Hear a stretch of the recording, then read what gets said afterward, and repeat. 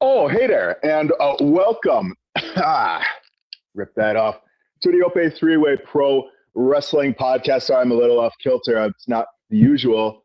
Don't have a nice little brewski with me. I just got a little bit of Chobani, a little bit of Oh, cherry vanilla flavor. first time in a Goes while, well in I a got beer. one. Got a Liney's Orange Shandy. So, My preferred shandy. But I am Brandon, as always. My good buddy Pierce over here on your left, my right. I'm not calibrated. I'm still off. Pierce, how the hell are you doing today, bud? doing good, man. It's a good day. It started off a little rainy, but it turned out to be pretty beautiful out at the end of the day. Feel good, feel healthy. It's a beautiful day over here on the Main Event Wrestling Network. And Yes, sir. I mean, we got a huge weekend in wrestling ahead of us, dude. Like, there's so many damn shows. I completely fucked up when we were with the boys over on the Main Event Network. I didn't take into account just how many shows were going on this weekend. Just trying to cram it all in before a SummerSlam. Dude, I don't even know what we're going to do with all this wrestling. How am I going to hold all this? Of our beautiful network, this Sunday at 11 Eastern, 10 Central, as most of us are from 10 Central, there is one of 4 mixers. This one specifically is NXT Great American Bash. Me and Brandon we're on there with Jay Gold, Kyle, Mr. OTM, and of course Pluggo, who still thinks Donnie is not real. He is real, Pluggo. You need to get over yourself. So check out all the mixers down our door. There's one on TNA. There's one on Forbidden Door, and then there's one on Night of Champions. Today, we're going to quick hits Night of Champions and Forbidden Door because we are not alone today, Brandon. No, we sure ain't. We got a big guest, and I'm very excited to bring him on. We met him at Warrior Wrestling's Brawl in the Beer Hall 2, Poor Decisions, and he is an entertainment juggernaut. He is our friend, the drummer of Downstate, Mr. Marc Esses is here. Look at this guy. Woo. Let's go. Yeah. How you doing, brother? Doing good. Doing real good. We're glad to have you on. We were trying to do this a few weeks ago, and then my work decided I got to drive up to La Crosse, Wisconsin. So I appreciate you being flexible for us and still coming on. We're very excited to have you, dude. Yeah, man. Like I said, happy to be here. Happy to talk about wrestling and other things. All the things, really. All the things. All the things. All the things. Before I get into the happenings of the past, Mark, I mean, you got. Go. I just want to ask if you introduce yourself. We got 4 wrestling shows on this week. It's wild, man. Yeah, there's too much. My name is Marc Robert Esses. Yeah, it's never too much wrestling. Don't you ever say that. That's never true. say that. My name is Marc Robert Esses, drummer, DJ, singer, songwriter, producer, all the above, bingo host. I don't know, what karaoke guy, whatever you need from me that day is probably what I'm doing. But yeah, no, I've been playing drums for a really long time. Played drums all over the world, played drums on 4 different continents, 30 different countries. DJ'd all over the country, sold out shows and big venues, and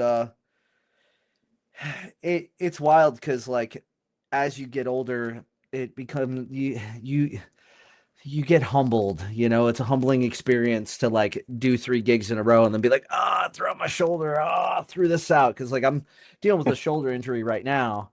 It doesn't keep me from doing the awesome things, but yeah, like, I've been around, man. I do a lot of stuff, and like you said, Downstate, happy to be the drummer of Downstate. It's wild, man. You watch Cody Rhodes come out at WrestleMania, and then you start to get a tear, and it's like, oh, whoa, that's a moment right there. But yeah, no, I've been a wrestling fan. Man, I could say my entire life, but I'd be lying. The first pay-per-view I ever saw live. Oh my gosh! So, there's so much to get into. So write this down, and we'll talk about it in a little bit. But my birthday is in 4 days. So June 28th. I don't know if you know what happened on June 28th, 1998, but yeah, that was my first experience live with pay-per-view. And let's just say Mick Foley made me a fan for life. So we'll talk. That happened to be a King of the Ring pay-per-view. Oh my gosh, man. Oh my gosh. And then so that was a birthday party, right? Like I had a whole bunch of friends. So that wasn't like my first real experience where like my dad ordered it and him and I sat down next to each other and then we like sat and watched the pay-per-view. So it was a 12th birthday party and we were all just hanging out, but I can tell you when that happened, our eyes were glued to the TV, man. Yeah, you didn't see no shit like that before. No. It happened twice. I know. No Way Out 2000 was crazy. Like I said, Mick Foley's the man. He's my favorite. So we'll get into that a little bit more as we get on here. But yeah, whatever you guys were talking about, I was just kind of hanging out in the back. I didn't even know what you guys were saying. No, it's pretty much like I said, we're gonna quick hits the shows at the end of two of the shows. Brandon will do TNA by himself because he's the TNA diehard here. But we're gonna talk about Forbidden Door. Something's dying hard in TNA. We are gonna talk about Night of Champions Sunday. There's a mixer going out with us on it where we talked about Great American Bash, and now there's another match on that card. So it's really going to show that it's pre-recorded because we definitely did not see that coming. So, oh man, that happens. It happens. But Zarya is going to retain for what it's worth. Okay. I don't see Tatum taking back the belt. But before we get into the meat and potatoes of the episode, I'm going to play one of the best themes of all time. You think you know me?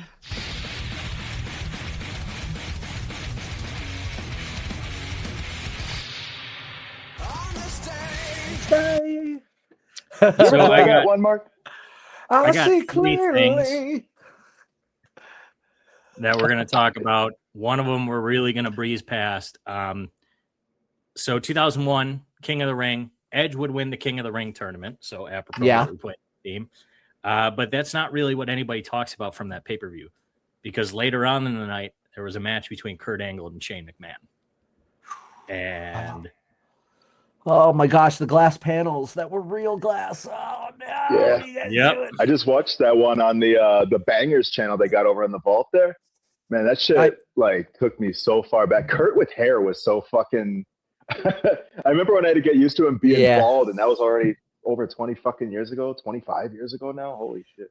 So I don't remember I don't remember if it was like one of the Untolds or what it was, but they had it on the network and they were talking about it.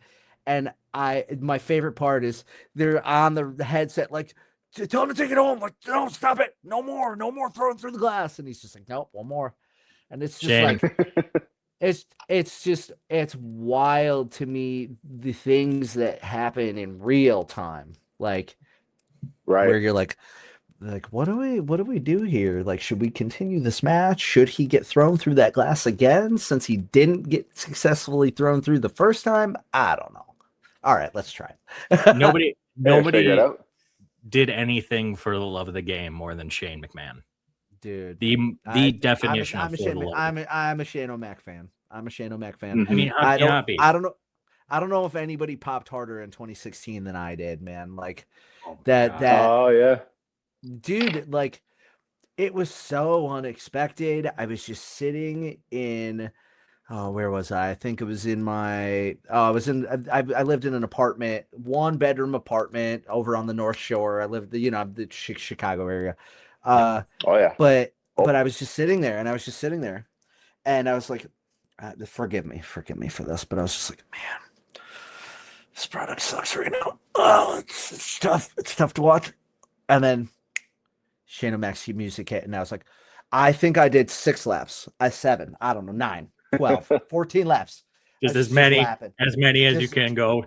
Just laughing. Just while doing the dance. Gentlemen. Just a little bit of this. You gotta have the little hand thing. Do a little shuck and bat with your Air Jordans or whatever the fuck you got. Shane O'Mac's sneaker game is highly underrated. Oh, yeah. Retro ones, baby. Man's always looking fresh. I got some retro ones somewhere around here. Oh, hold on. I do too. They're still in the box, but I think I've worn them once. No.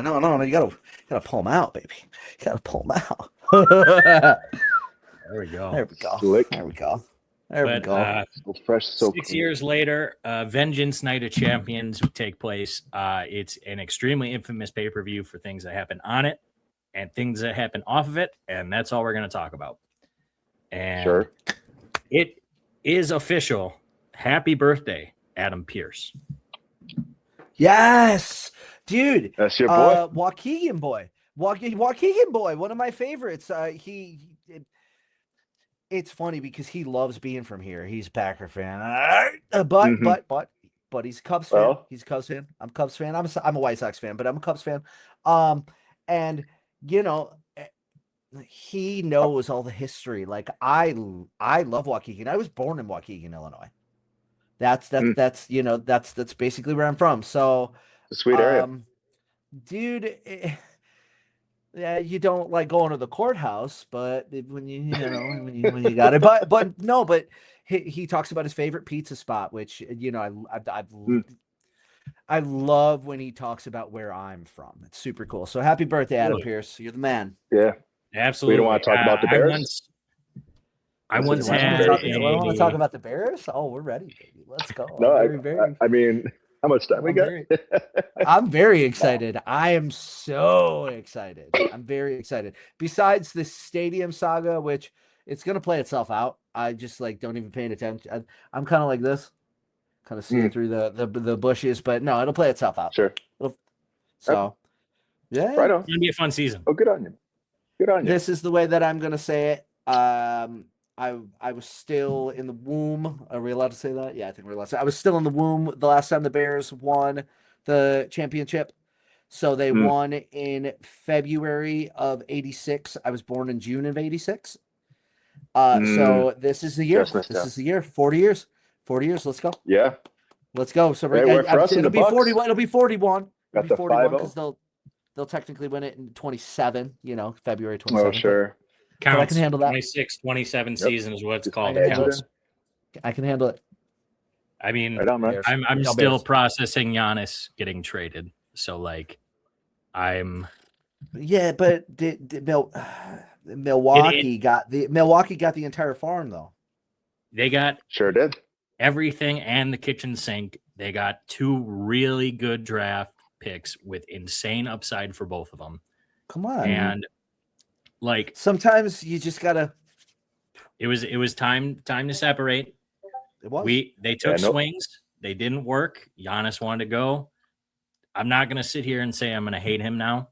He's the best Buck of all time. I have a Bucks tattoo because of him winning the championship for us. He is that important to the city of Milwaukee and to the state of Wisconsin as a whole. So from the bottom of my heart, and to Bobby Portis as well, thank you both. Thank you both so much. Man. I saw him at Farmer's Market one time. Living where I do. I've never seen a 7-foot tall man before, but that was fucking wild. I'm so sorry. I didn't mean to cut you off, Mark. No, living where I do, I've seen plenty of Bucks. So, yeah, no. I'm a diehard Bulls fan. But when Jordan left in '98, I became a Bucks fan because Big Dog Robinson, Sam Cassell, Ray Allen. I was a Bucks fan there for a little bit. Now, don't get me wrong. When I was a kid and Jordan left, I just became a basketball fan. I loved anybody from Marcus Camby and Jason Stoudemire on the Raptors to, Penny Hardaway was a guy in injuries, but I love Hill. I love Steve Nash, Jason Kidd, the 90s. Allen Iverson was everything to me as a kid. It still is one of my favorite athletes of all time. I went to the 76ers basketball camp for 2 years back in 2000, 2001, probably. But I was just a basketball fan. I still am. So the fact that you brought that up, that's Giannis. Let's see if he can win one with the Heat. I don't think he can.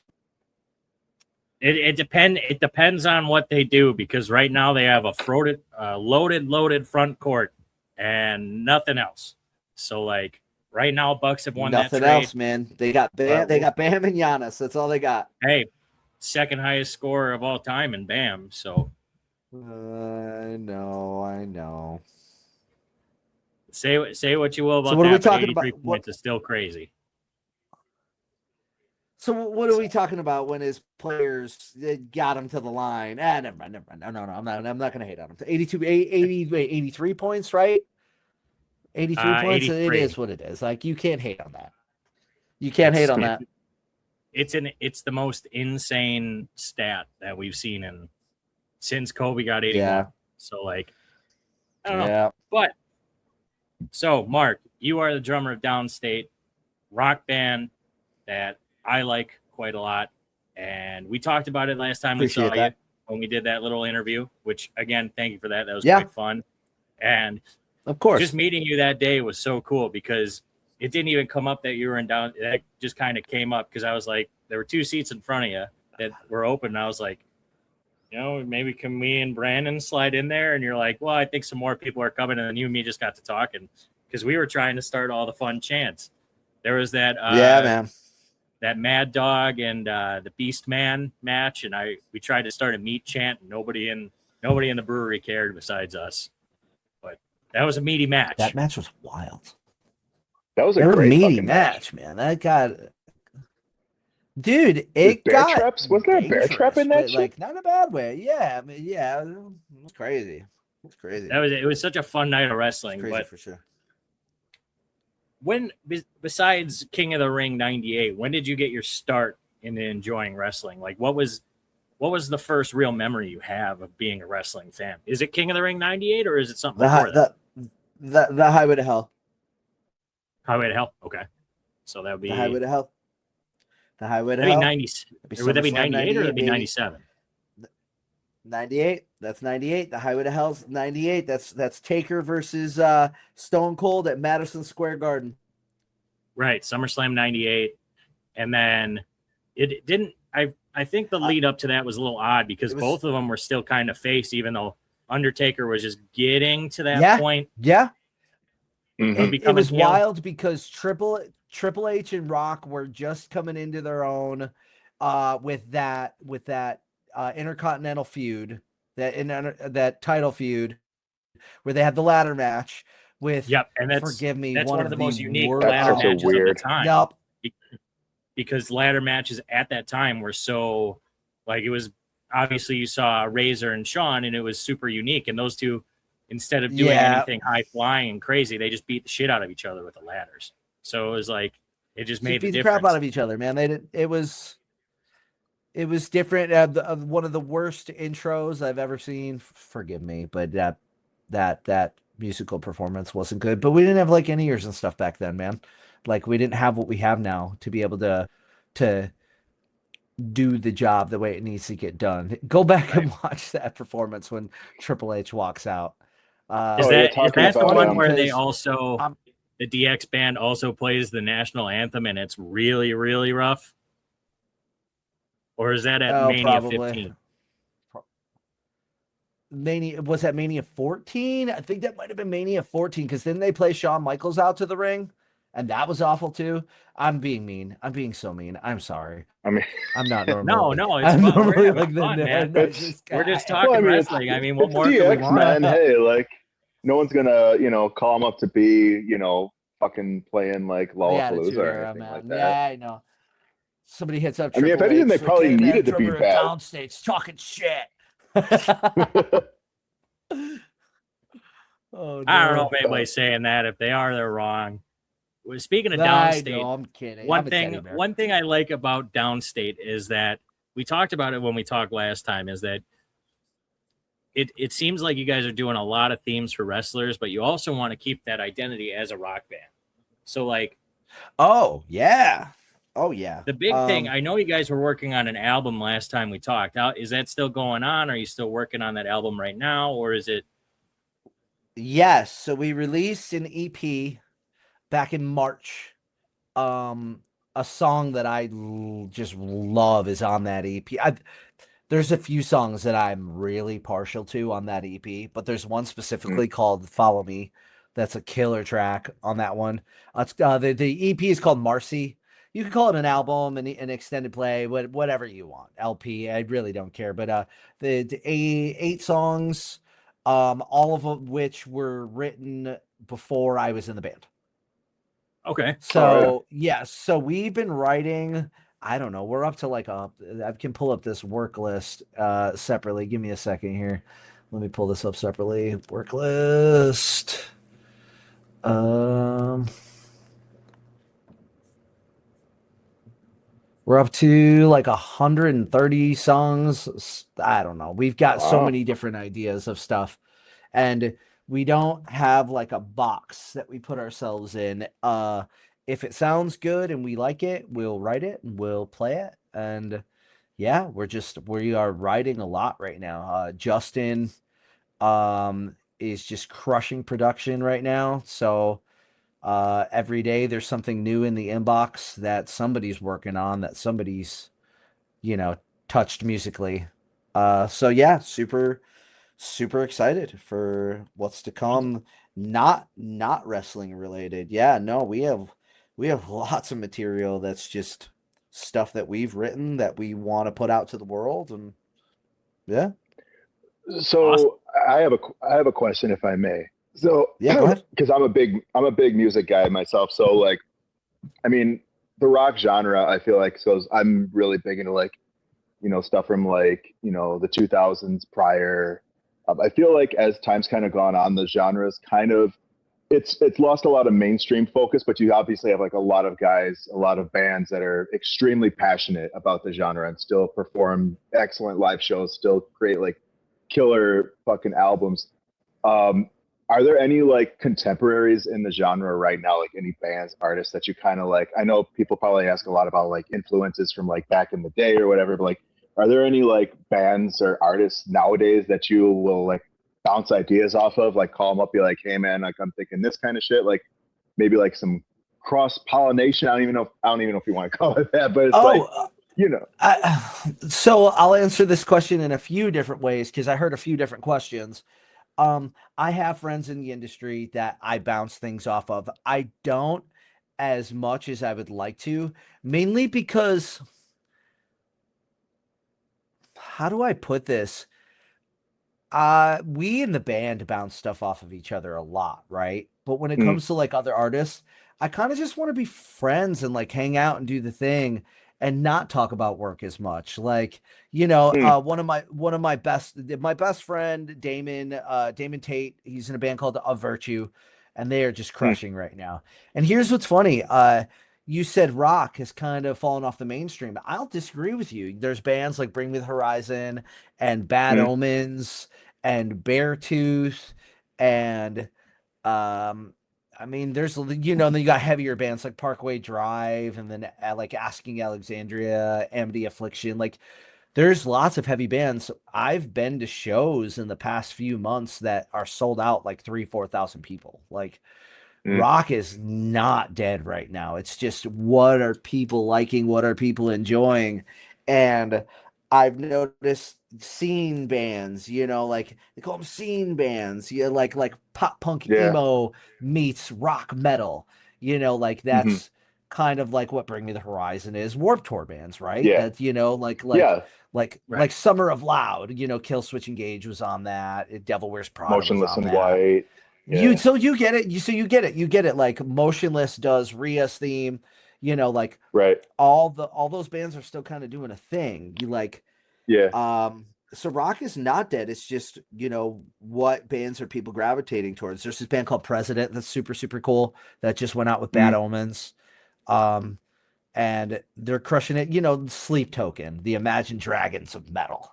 I'm kidding. But I mean, people have said, but you know what I mean? If you were to go look at Imagine Dragons, I imagine their monthly Spotify count is got to be at least 20-30 million. Like, here, let's play that, dude. I get, I want to know. I think about this kind of stuff. And here's what's funny. Plays don't relate to people showing up to the shows. The amount of streams that you have. Oh, I was totally off. Imagine Dragons has 53 million monthly listeners on Spotify. So that's got to be at least 200 million on YouTube Music. So like you think about it like that, right? Yeah, that's fair. Yeah, so I mean, I guess I just. Oh, sorry. Go ahead. Well, so to answer your question, I do bounce some ideas off to be like, hey, is this good? But dude, I've been around music long enough where I know if something that I wrote a shit. Like like I know if I have to work on it. I know if I have to, let's take this back to the drawing board a little bit. Yeah. But I guess like my context was like, because like I think of like, now I know Chicago's got a healthy rock scene, right? Like, I mean, you guys got the stations yet? Like, I guess I'm looking at it within like our little bubble here, like in the Milwaukee area, because we still have 102.9 The Hog, but we lost on radio like FM 102.1, which has been a rock staple, alternative rock staple in the area for out here decades. Yeah, that's your guys' state. Yeah, I love 95.1. Whenever I manage to make it out there, I always flip that on. Yep. I mean, there's still some like smaller bands in a sense that are growing in the Wisconsin area, especially in the rock scene. I have a buddy named JJ. I met him when he was a bartender. He's the drummer for Versus Me, and they're going crazy lately. So Versus Me was an opener on a tour. So I play in a band called For the Fallen Dreams. So we did a tour a couple of years ago with Elijah and Versus Me. Versus Me was our opener. Elijah was our direct support, and we were the headliners. And we went all around the country. I've played with Versus Me. I played in a band called Night Spice. We opened up for Atreyu, and Versus Me played that show. So I know those boys very, very well. They're friends of mine. JJ is a good dude. It's been a while since I've seen him, but he's always been cool to me. He was the bartender for the night I turned 21, and it's just every now and then I see him, we catch up, and it's cool to see what he's doing. But like, to go off of Brandon, like with the rock thing, I think that rock is very healthy right now, and you can call it quote unquote butt or dad rock. That's getting a huge resurgence lately. Creed, Hinder, like bands like that, Nickelback, all of them are doing great. Creed's been around for so long, and they are selling out arenas consistently just because of being dad rock now. Because people want to hear guitars, man. People want to hear guitars. Like people love the wah wah wah wah, which I do too. Oh my gosh, I would love to go DJ a festival right now. But people love guitars. They want to hear real drums. They want to hear real people singing. What I love about music is that there's so much of it, and you can pretty much just listen to whatever you like. You can find anything you like nowadays. So you mentioned being a DJ. So like, what does your set list look like? If I'm going to see you, like, I take you DJ around like kind of like Chicagoland area, right? To go off of that, I saw that you were going to be at the rave like the day before you were going to be there, and I was like, son of a bitch, I would have liked to go see him. I'm back. Say what's up. Damn it. I'm back. July 24th, exactly a month from today. I'll be back at the rave for a new metal party, for a rock new metal party. It's called House of Heaven. I'll have to check my calendar. I'll do what I can. Man. So I DJ emo nights. I DJ like metal and new metal nights. I DJ disco nights. I DJ country nights. I DJ weddings. I DJ all sorts of stuff. I'd say my favorite music is probably 120 to 130 BPM, like progressive house music, like with really catchy vocals. Like that's my kind of stuff. Like if I could go out and do a set, I just need, yes, but even a little deeper. But I just did a summer fest set, and I did pretty much all house music, and it was great. Oh shit! Were you there this weekend too? I was there Thursday. Oh, fuck. Damn it! See, I was looking. I guess maybe I should have thought to look for you, or look to kind of, because like I'm looking at Summerfest this year, and I'm like, there's some bands in there that I recognize, like the Academy is. They had like Post Malone and shit. Juliana like other guys Theory, that are in man. They were in there too. Oh, I must have just skimmed that. Oh, and shit. Our friend Big John Crowley is going to be wrestling there. I think this weekend. So. Yep, Local. Yep. Local I boy, saw that on the internet somewhere. Yeah, he's a Chicago. Well, actually, I'm trying to think he's a Chicago boy. He's an Illinois boy. He trained at Gala Lucha Libre down there in the Illinois area there. I want to say it's closer to Joliet. I might be mistaken. I'll have to double up on that. But yeah, he's an Illinois boy too. Made himself a transplant. Former Bruce City Wrestling World Champion. That's hell of a guy. Man. That's cool. Yeah, bought him a nice little brewski after the last card he was on. So yeah, he's a good dude. If you haven't seen Bruce City, you definitely gotta go check it out. I love it. I love that, man. Yeah, dude, I wish I had more time. I wish I had more time to go watch wrestling. I'm just always so busy, man. I make time to watch it. Like, you know what I mean? We got 4 pay-per-views coming up this weekend. My birthday on Sunday. I will make time to watch wrestling at some point, but I'm just busy. But sure. Yeah, no, like as far as DJing goes, I'm all over the place. I do anything and everything. I enjoy it all. It's awesome. When you knew that you wanted to do music, I guess, what was your biggest inspiration as an artist? Like, who was the guy that's like, he's the reason I want to drum, or he's the reason I want to do music, or they are the reason? Neil Peart? Can you name the band? Peart. There you go. So here's the weirdest thing ever. His name is Neil Peart, but nobody on planet Earth calls him that. So his name's just Neil Peart. So we're just gonna call him. I wonder if Donnie calls him that. Must be a Canadian thing. Yeah, Neil Peart. If you look at the pronunciation of his name, yeah, his name is Neil Peart. But Neil is the reason. And then 311 is my favorite band of all time. Hands down. Since I knew that they were a band, 311 is my favorite band. I've met Chad, the drummer, a few times, and he's like one of the nicest dudes ever. And because of Downstate, like, hey, I'm the drummer of Downstate, the Cody Rhodes band. Like, I don't fucking say it like that, but but you know what I mean. Like, they're like, you kind of say like, oh, you know, the WWE band, blah blah blah, and they'll be like, oh, what do you mean the Zack Ryder band? And then they want to talk to you. But no, like a lot of people that wouldn't normally give me the time of day when I tell them who I am and what I do give me the time of day. And it's sad because you want to think that, like, hey, we're just humans. You would be interested in who I am no matter what I do. But no, it's what have you done for me lately? What can you do for me today? And today I'm the drummer of Downstate, and I talk to you about some wrestling stuff. I mean, that's kind of how we met, though, too, at the same point. We wouldn't have not become friends. And I was not like, it didn't even have anything to do with Downstate.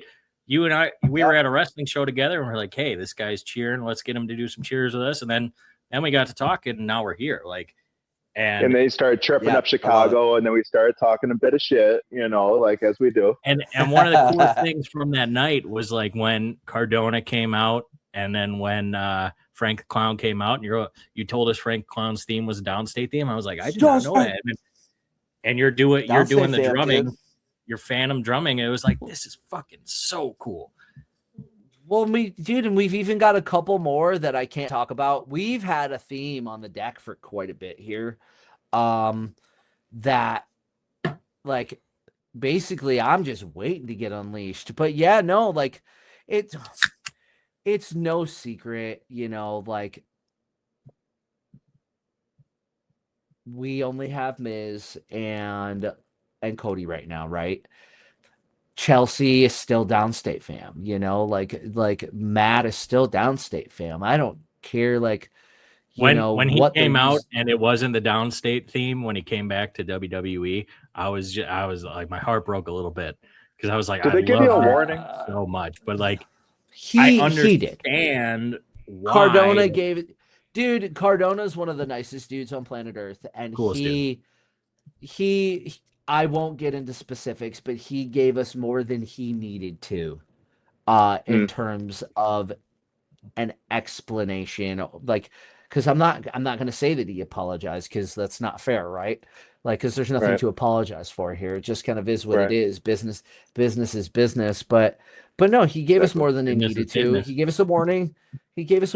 And you know, it's funny. Like, there's the three of us here talking. If we weren't on camera, there's lots of things that I could tell you guys that I know, or maybe know, or maybe don't know, or of what's real and what's real and what's not real. We've had some conversations that we can't talk about on camera because of real, what's not real. I don't know. Maybe I do. Maybe I just don't talk about it. But dude, life is cool. We get to write entrance themes for wrestlers. Like, dude, Shotzi, is one of the coolest people on planet Earth.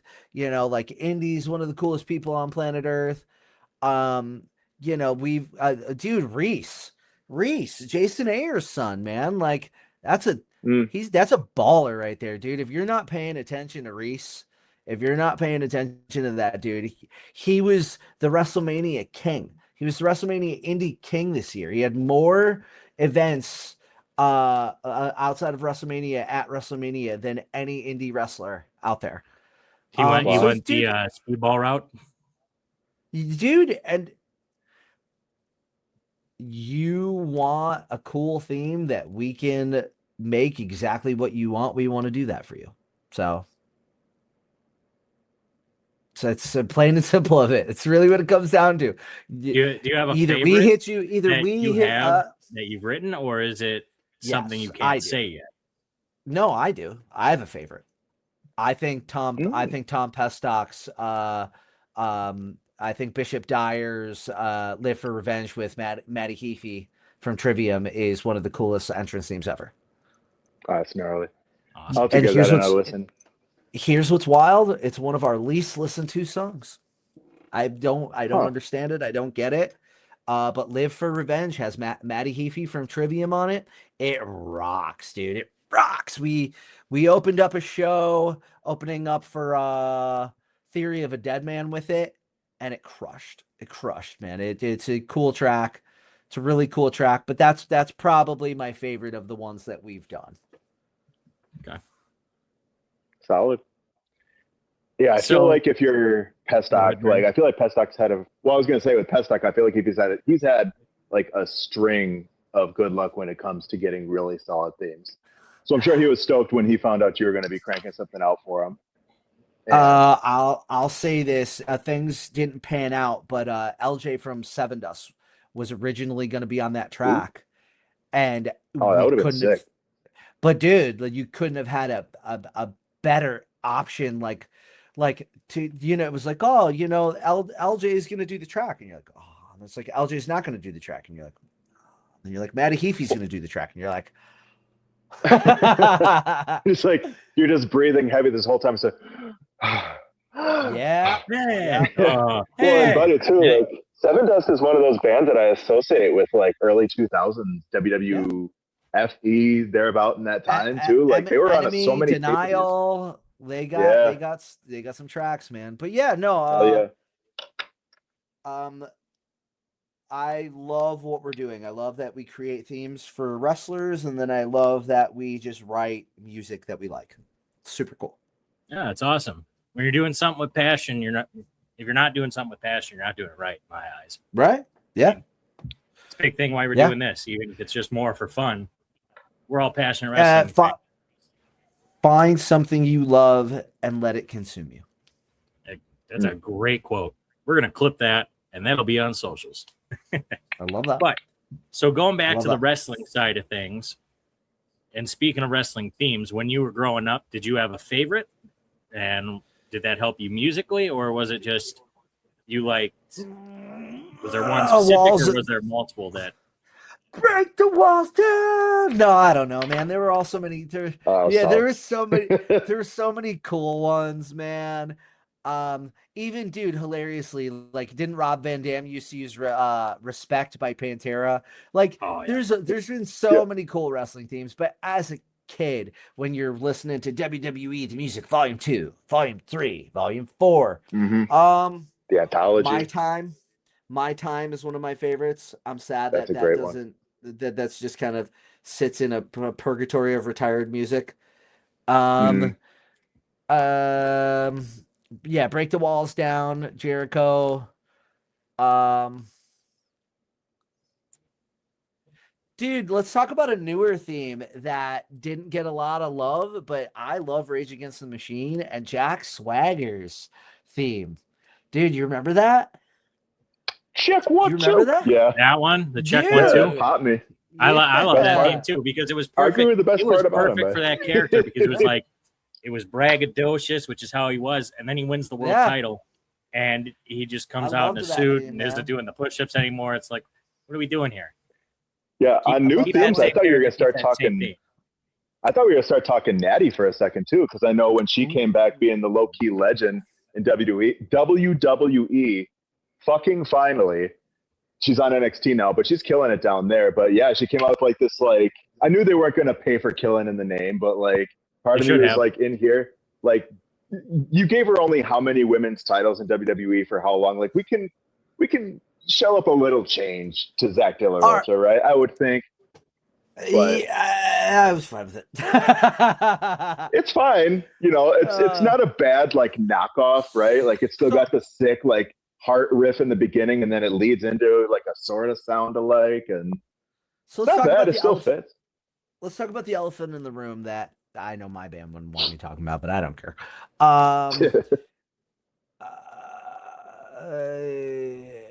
Entrance themes have lost their soul, have lost their human touch. Agreed. To them. Yeah, totally. I won't elaborate more on that. I'll more elaborate the fact like who's ever creating these themes, stop being so lazy. Just like stop, please. I think the most appropriate for that is 3 weeks ago, Chad Gable comes out for the save, comes out to his great American Alpha theme. Amazing. 1 week later after that, it's nothing. And like I heard the biggest thing for the first wrestling, and maybe it's not seen that way, but the biggest things for a match are the entrance and then the finish. Because you can have a really cool finish, but the entrance is what gets you hyped. Because you're going to hear a theme be like, oh my God, it's this person. A big one for that. And there's a specific wrestler. It's Kingdom. People come hear Kingdom, they hear that doom doom, they go crazy. But so then there's a specific wrestler that I want to talk about that should have won the title at WrestleMania 34. He should have won the title. I didn't like the kick to the groin. I sat in 7 hours of wrestling. There's 7 hours of wrestling to watch Nakamura lose when that dude had everything. His entrance was everything. His wrestling was everything. His connection to the fans was everything. And then they took away his theme, and he still has not recovered from that. I will say when they first change it to the heel theme, just hanging out with the guitar, with the electric guitar and the singing. Oh, that was all sweet, but it was too late, too little, too late. They turned him heel and they took away all of his music. And then when they brought him back with Boogs, that was sweet. But then Boogs got hurt, and then they didn't do anything of it. And he should have won the title at least once as heel somewhere, man. Nakamura got screwed. But his theme was everything. And I think about stuff like that, like I think about the theme making the wrestler. When you have a package where the wrestler also makes the theme, that's when you got to pull the trigger, man. Mm-hmm. It's just sad to see right now where themes were in the Johnson era and where they are now. Stephanie Vicare's theme was sick, and then they changed it. Now it's not sick. He's the one person that disagrees. He did not like that "Bury Me" theme. Oh, okay. Okay. No. I'm gonna. I heard they were coming. I heard she was getting.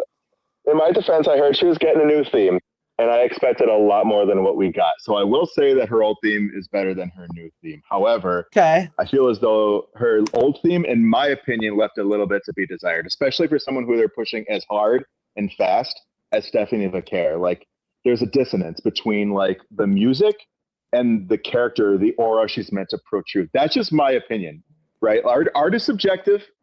So just put it out there. Yeah. I've got nothing to say on all that. You heard my opinion, but I love the fact, TNA, AEW still invest into their music, into their themes. I'm not saying that WWE doesn't. They just do it in a different way. Yeah. I'm not gonna hate on how people do business because I'm a businessman myself, right? But I will say that the art of talking to a wrestler and like them being like, hey, oh, we do have a super cool one on board. Oh my gosh, we do so many different themes. We have a really cool one that I love, that I'm a big fan of coming up. Recently, recently a free agent, right? Right. So basically, what happens is, as soon as somebody becomes a free agent, we usually get hit up, or we usually get like the back and forth kind of thing, like the, hey, you should talk to so and so, or hey, we talk to so and so. And it just depends on what they want and what they need. You talk to somebody like the real one, right? He does his own music, like he doesn't need crap. He's got it. Like, you talk to somebody like Joe Hendry. Joe Hendry don't need no music. He's doing all right. But you get my point though. Some people need music Yeah. and they're happy to work with us. Coolest story ever, man. I went to House of Glory at Logan Square Auditorium, Chicago, and I met up with Prime, and I basically told him, hey man, I've been a fan of yours forever. I saw you wrestle at WrestleMania 33 in Orlando, and ever since, you've been like one of my favorites, like ever. That cruiserweight era was something special, man. That the CWC cruiserweight club, yeah. So yeah, the classic was fucking cool. The classic, I fell in love with Prime. I fell in love. I felt sign Cedric, man. Sign Cedric, please sign Cedric. I was the one screaming at my TV, please sign him. And I went up to him at Logan Square. Was like, dude, you're a badass, man. Like, I've been watching you for a long time. Love what you do. Very underrated. And I was just like, yeah, I play drums for Downstate. And he was like, what? He's like, dude, I love what you guys do. And I was like, oh, that's good. Oh yeah, like cool, man. Like, and I was like, you need music? He was like, I'd love music, and that's how we got him. We got the system, like we got Shotzi that day as well. I just went up to Shotzi and I basically was like, hey, we would love to do your music. And she's like, well, I need new music, so that's just how it worked.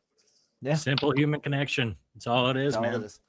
And the art of meeting a wrestler and then them telling you what they want, and then you going back and forth, and then you create the artwork for them, and then you put it up on, hey, it's releasing on this day. It's a different kind of art form. It's awesome. That's awesome. Brandon, you have... No, he's got something he wants to say. I was gonna ask something, but then my brain took a shit. My bad. I'll let it flow. I'll let it ride, boys. Every day. So, in wrestling right now, you mentioned Jason Ayers. Who are some of the indie talents that you see that you are just like, he's the guy? Is there anybody? Marcus Mathers. Yeah. Okay. Why does that name sound familiar to me? He's been doing a lot of stuff.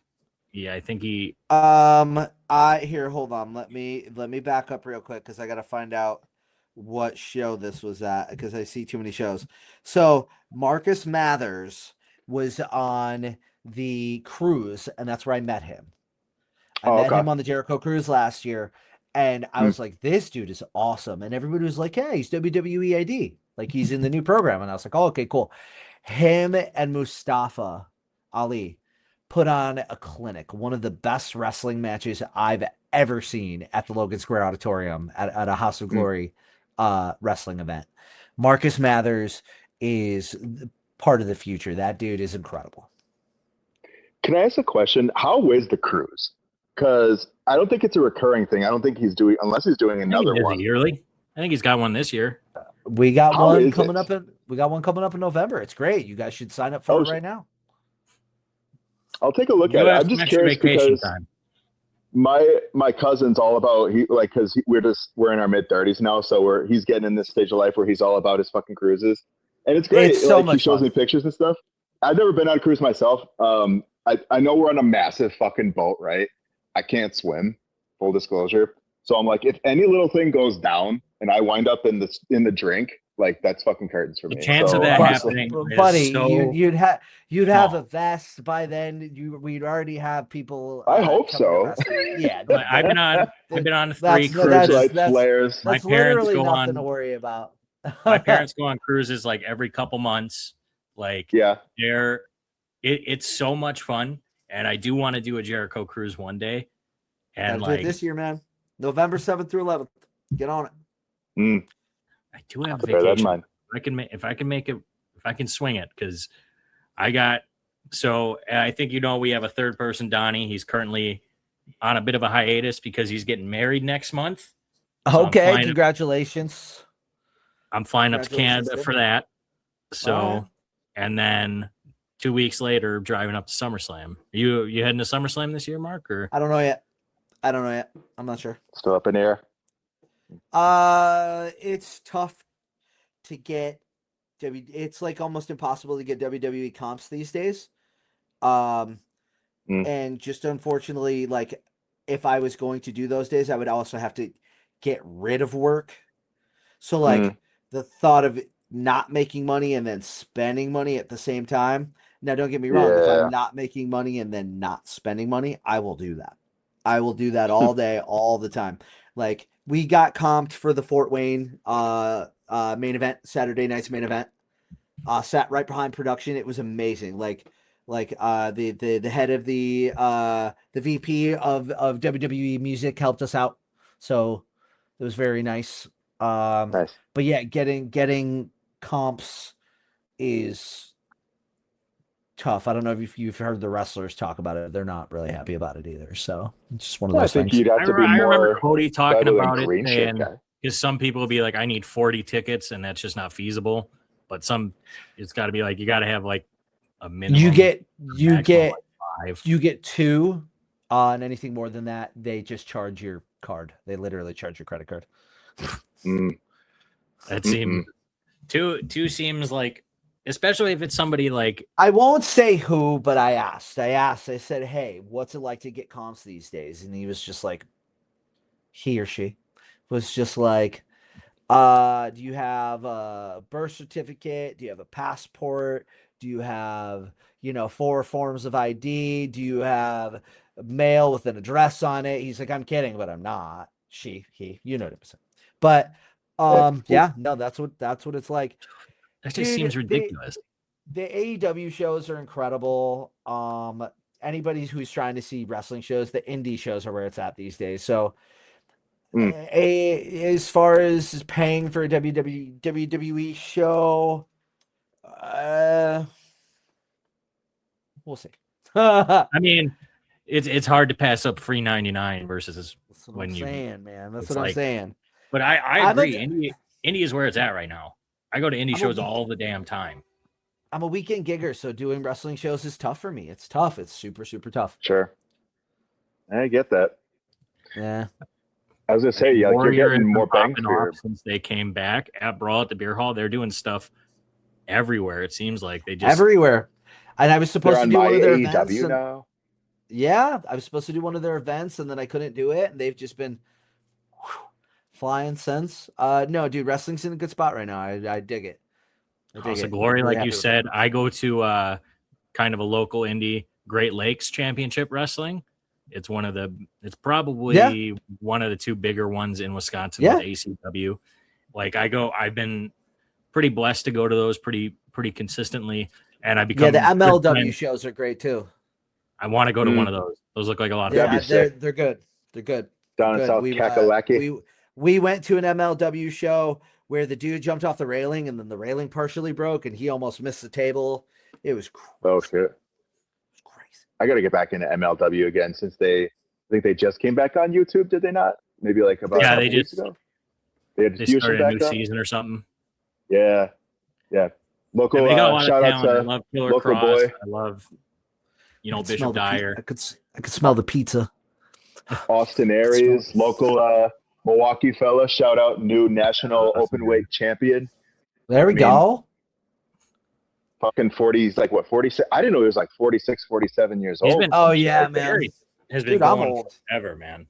Like and it crossed my mind. I'm like, yeah, he's like from like HD Net era Ring of Honor. Like he's the first ever 2-time champ they had way back in the day. Like he beat post Joe. Punk, pre Tyler Black. Yeah, he beat Joe for that shit. I was like, hold on a second. I gotta look at something. Bless you. Oh, thank you guys. All right, so WrestleMania 33, I was there, right? So I got to look at this card real quick because I swear it was Aries versus Prime. I think it was Aries versus Neville. Yeah, it was Aries Neville. And Neville. That's who it was. That sick pre-show for the title.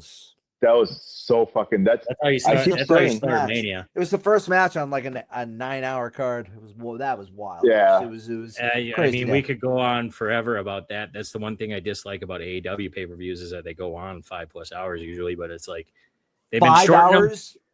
A bit. 5 hours is where they've been stopping at 5, and that's like almost just perfect for me. Like what they've been doing lately is almost just perfect. So to me, a perfect card is 10-12 matches. That's a perfect card. Yeah. Knowing that at least 3 of those matches are going to be at least what those 3 of those matches. One of them is going to be a no contest. One of them's not even going to happen. Another one's only going to be like 3 minutes long. That's how wrestling should and does go. I hate the new way of wrestling that they do it like a UFC card where there's 3 matches and it could be 1 minute long or it could be 40 minutes long. No, I feel like that's where the art is. That's where the art's been lost. I feel like Tony is starting to get it together where he understands what people want to see. I think Tony Khan okay, I've got autism, right? We know that man has autism. Like let's just be real, right? And because of that, he's just brilliant. He's brilliant. Like he understands wrestling very well because one of the things that I love that they do versus the WWE shows is that, and I miss when WWE would have some packages in between, but now you got to pay extra for the packages, and then you still get commercials. AEW, it's match, small package, match, small package, match. That's what I want. So I want the vignette that gets me excited for the match. That's what I used to live for. You used to live for, dude, WWE will show you the pre-match vignette like 200 times the week leading up to the actual match. No, produce something phenomenal that I watch once before the match that almost gets my tears going.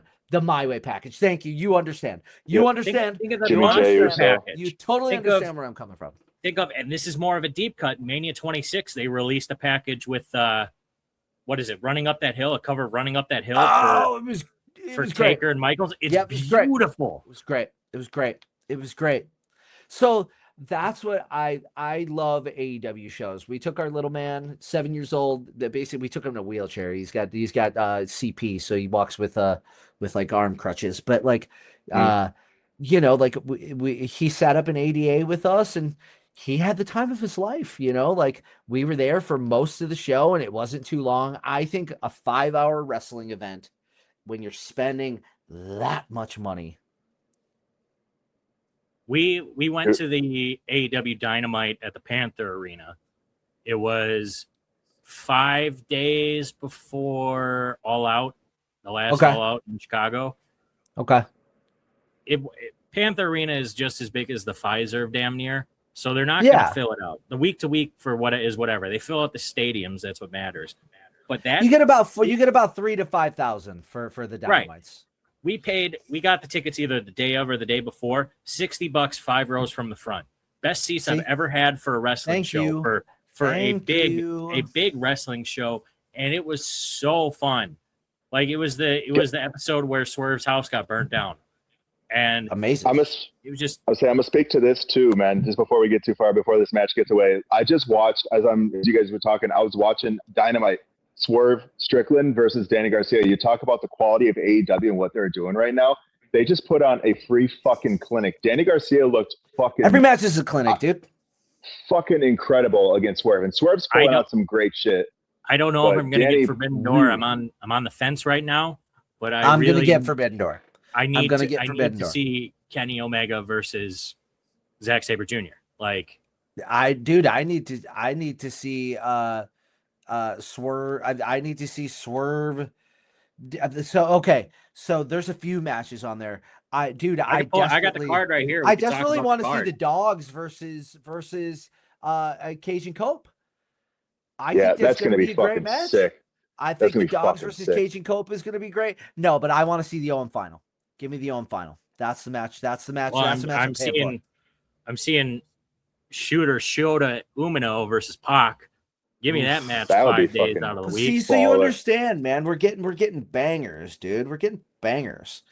And I think the women's final, even though I think it's a foregone conclusion, I think that's going to steal the show realistically because putting Maya World in that because of Cerie's injury and having her go through the tournament, that's such a great story. Maya versus Mercedes is going to crush. It's going to be very good. Yeah. Well, and look at, and that's the story of Maya anyways, right? Like she got in here of the tournament because of Cerie. She got her contract because someone wanted to big time Tony Khan to be like, oh, you want us to work a 5-minute tag match? That's not for us, brother. We'll pass. And then you do your job. You do what's expected Maya World of you. Come in, fucking take full advantage. It's what it is. It's about opportunities. And the fact that you would fucking poo-poo an opportunity at the second biggest wrestling company in the fucking world with all the international reach, that's so fucking quiet. That's crazy to me. It's about choices, and people make their choices. You know, they do. Right. I hope good things for Maya World, man. I think she's been crushing it. I think if she loses to Mercedes, she doesn't lose a hell of a lot by losing to Mercedes. I think that she's got unfinished business with Athena that hopefully we get to see materialize a little bit if this is the route they go. I'd be very interested to see what they do if they put her against Tekla, because Tekla, in my opinion, is one of the hottest things, like top 3 hottest things in all of AEW right now. Like she's so fucking she's good. She's a top 3 women's wrestler in the world, in my opinion. Yeah.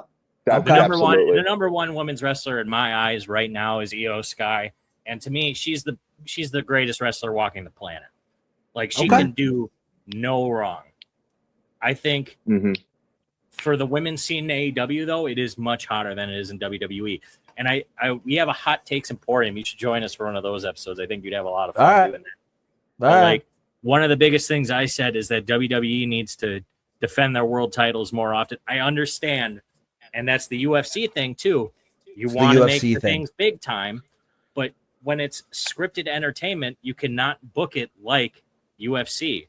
You just can't. It's not money. It's money fights to a point, but it's not true money fights. And I don't want to. Wrestling is entertainment, man. It's entertainment. Like Vince had it right in specific areas, right?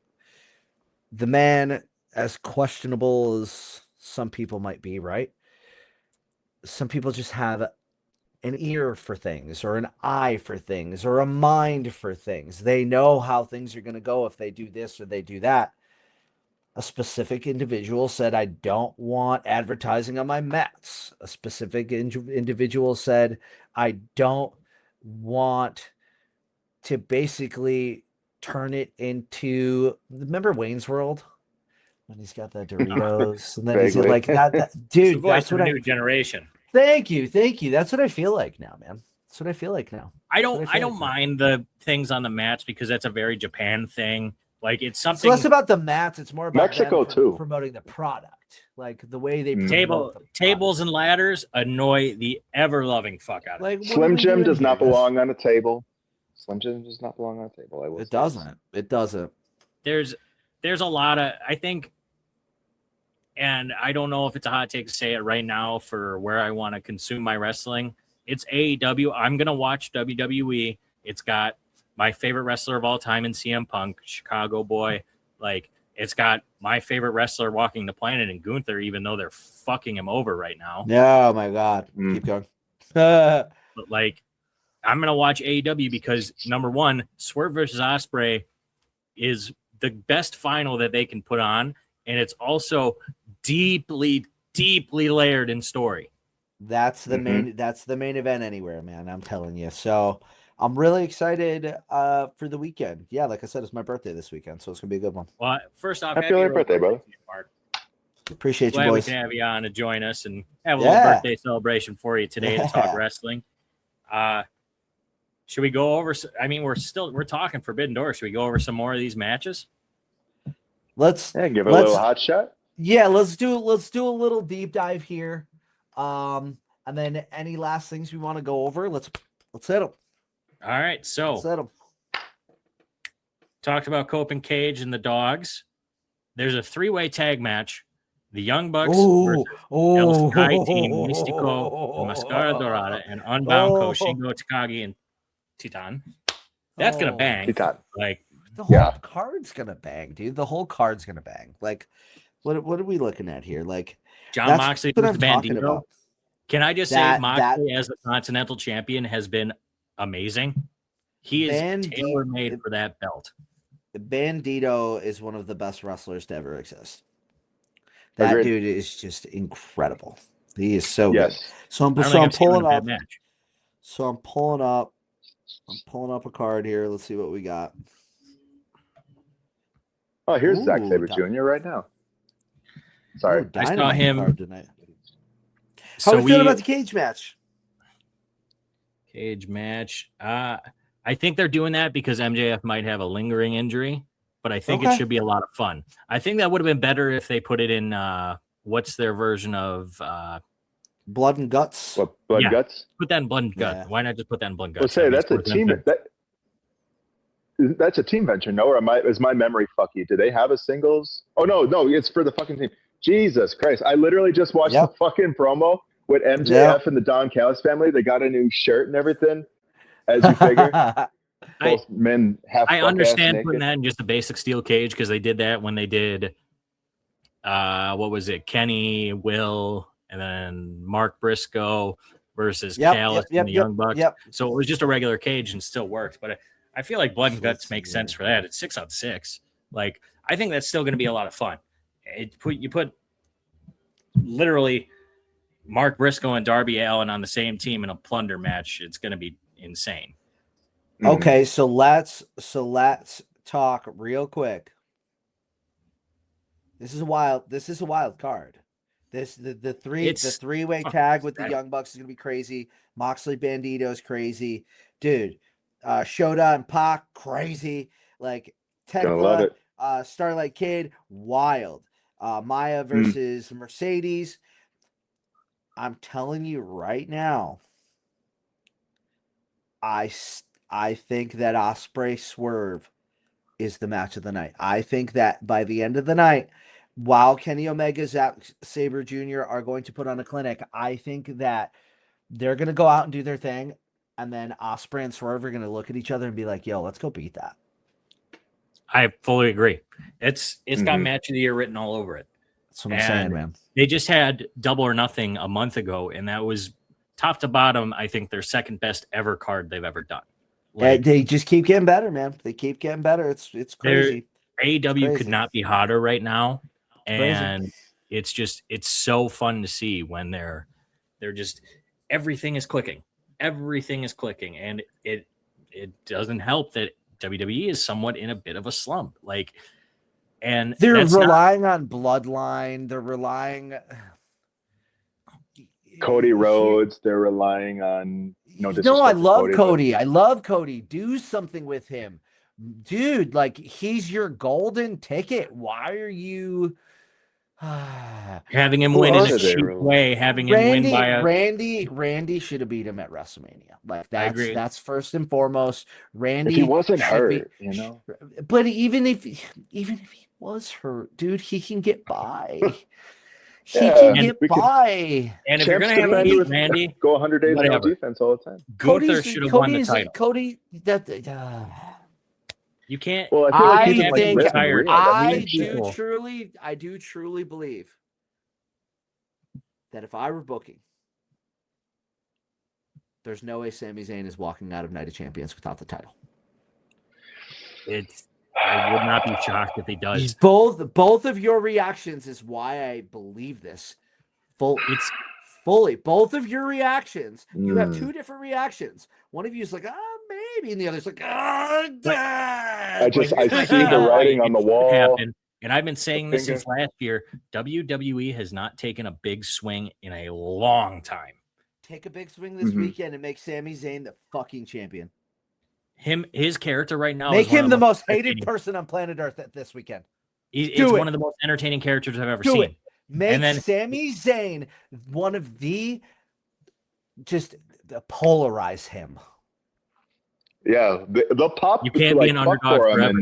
Saudi, but yeah, he comes back with That's the belt. That's the point. He comes back with the belt as a heel, baby. And he gets booed and he's like, what the hell? Where am I riding? He's the last official good guy, right? Oh, ride it. Fuck, anyone can make that shit work. This card looks really good. I think Jay versus Oba is like genuinely super, like it could go either way. I think they got to strike when the iron's hot and they got to put it on Oba. Have Brock attack him after the match. Afterwards. Thank you. Make him king of the ring and then have Brock beat the just crap out of him to ruin him. Like injure him. Injure Oba. Or hell. Like put him on a stretcher. Have the Brock king could of the even ring attack out him on a stretcher. before. He could even attack him before. And Oba can just be like, nah, fuck that shit. I'm still fucking plowing through Jay's ass. That might be the best. Because you attack him before. And then maybe Oba just muscles through that shit. Line comes like in. He did in Italy. Pull the trigger and give Sami Zayn the title this weekend. Do it. I was telling the boys, I'm like, I could honestly see Sammy J at SummerSlam. There's a lot of stories that can still. I know, like the world title and the bloodline and shit, and Oba's chase of being the ruler is probably one of the hot ticket items in WWE right now. But. Cody Rhodes, man. Who's this guy? Who do we got? I got some of my best friends that I jam with, some boys. The one guy's like, I definitely don't want to be on camera, and the other guy's like, I'm good over here. Yeah, they want to hop in and say hello. If you want to come say hi, you can. We're gonna wrap up here shortly. We're on our last little bit here. Can I just say that the U.S. Championship, the Women's U.S. Championship, finally being defended on pay-per-view is extremely overdue. Let's go. Also ironic because it's in Saudi Arabia, but I mean, hey, a win's a win. Trick Williams versus Ricky is gonna bang. Like Braun Breaker versus Seth Rollins in the steel cage. Braun Breaker has to win. Matches. Why couldn't they give me 7? Why couldn't you give me 7? Well, let's be happy that there's 6. We've been at 5 and 4 for 2 years. Io versus Liv should be a lot of fun. My perfect card is like 10 to 12 matches, and then 3 of those are weird. Like, like one of them does. Like, you get it. You know what I'm talking about. There's a lot of fun wrestling going on. Like, and it's nice when wrestling is healthy. Like, that's the biggest thing. Yeah, that it's very healthy. It's healthy. WWE might be on a bit of a slump, but it's still very healthy. You have people like Gunther, you have Cody Rhodes, you have Roman Reigns, all these big stars. CM Punk's going to come back soon. AEW is knocking it out of the fucking park. TNA, I'm not a huge TNA fan. They're doing pretty well right now, minus all the backstage stuff. I don't know business, right? But I know that they had a lot of debt. So like what people are talking about, they people don't know. People don't know like the ins and outs of what works and what doesn't, and how much people are getting paid, and who wants so and so to be running the show and this and that. We're just fans, right? We just sit back and we pay attention to it. TNA, they're doing better than they were last year. That's all I can say about that. They're selling out arenas. They're smaller arenas. That's huge. And TNA's had some dire years. We want wrestling to succeed. At the end of the day, that's what we want. Absolutely. Big thing. The indies killing it. I love going to GLCW shows. I become good friends with Cal Hero. He's an OVW guy. He's a local Wisconsin guy. I cannot say if you want my guy who I think is going to be somebody in the future, watch Cal Hero. That dude might be a TNA guy, considering it looks like they might be a little developmental deal might be. Yeah, TNA and OVW's got a partnership going. I love that. I do love that. I saw that. I'm a big fan of it. OVW is doing really good stuff right now too. I know they've had their ups and downs. I've got some friends who are down there, so like there's a lot of cool stuff going on in wrestling right now. But Mark, man, we cannot say thank you enough for coming on. Dude, appreciate you boys. Nothing like talking music and wrestling. It's How about this? I'll leave everybody with this, man. First off, like, dude, I get weird and preachy in certain moments, but like, it's cool to be weird, right? And normal is what you make it, right? So like, what is normal? Well, normal is whatever you want it to be, like, and it's cool to be weird. So stay weird. So, like wrestling fans, we're just different. We're just different. We're so different, but we love and we feel and like it to me, wrestling is the last thing that I still have my claws dug into that brings me back to my childhood. And I'll never give that up, right? Like people say, grow up. No, dude, we don't grow up. We just grow old. Now, don't get me wrong. Like, be an adult means something from time to time. But no, man, like, we all have dreams and we all have goals. And, like, nobody can tell me or you anything about what we want or what to believe in or this or that. Now, don't get me wrong. Like, morals are morals. Like, I won't go there. But, like, wrestling, there's something special about it, man. There's just something just something unique and special about wrestling. And the fact that we know where it came from and we know the hatred and dude, I'm gonna go here just for a second. We know the deep-seated trauma, of wrestling's past. And look at where it is today. All like everybody is allowed. Anybody's allowed. It's the most mainstream it's ever been, and everybody is allowed. It doesn't matter what you do. It doesn't matter what you believe in. You're welcome. You're welcome. You're welcome. You're allowed here, and that's what I love about wrestling too. Is like you look online with the IWC like crazy people, and they want to gatekeep it. Fuck that. It is for everybody. It's for everybody. Wrestling has made me feel things that I can't even explain. It's made me cry. It's made me laugh. It's made me heartbroken. It's made me feel love. Like it's everything that you want in entertainment and just sports, and sports entertainment. You want to call it that, fine. But like, I will always call it professional wrestling because there is nothing like it. And there will never, ever be anything like it. It's special, man. Like I said, we're in a unique club that's open and welcome to everybody. I mean, what more do you want? So, Mark, once again, thank you, dude. We will have you on again if you will. Oh, dude. Yeah, no, you guys let me know and we'll get it scheduled. Yeah, we got to have you up for hot takes. I think you'd enjoy that one. You got to bring some spicy takes. So, I got some takes, man. So we'll make time for that. Yeah, well, once a quarter. Brandon, you got anything else before I send us home? Yeah, next week we're gonna be shooting on all this shit, right? We got, oh my god, we probably are gonna be looking at all this. I'll say this, Brandon. Great American Bash. I will talk TNA with you. TNA Slam, brother. We're gonna have some big stuff coming out of Slammiversary this year, I believe. We still got. Listen, I love open challenges for titles when like it's on a card like Slammiversary. With the importance that it has relative to the brand, and they're not announcing who's faced Mustafa Ali. So I'm crossing fingers. I'm always rooting for our boy, Big Trouble Ben Bishop. I'm always putting him out in the feed there. They got to sign him somewhere. Love Ben. I think that'd be a great option. They need someone 6'12" in that league, brother. I'm telling you. Yeah, 6'12", 15% of a metric ton. Not fucking it up this time, Ben. So let's go. People are talking Kofi too. Yeah. And the Main Event Network. Thanks for stopping in. Have a beer on us, and we will see you next time. Have a great night. Or a protein shake. Appreciate it.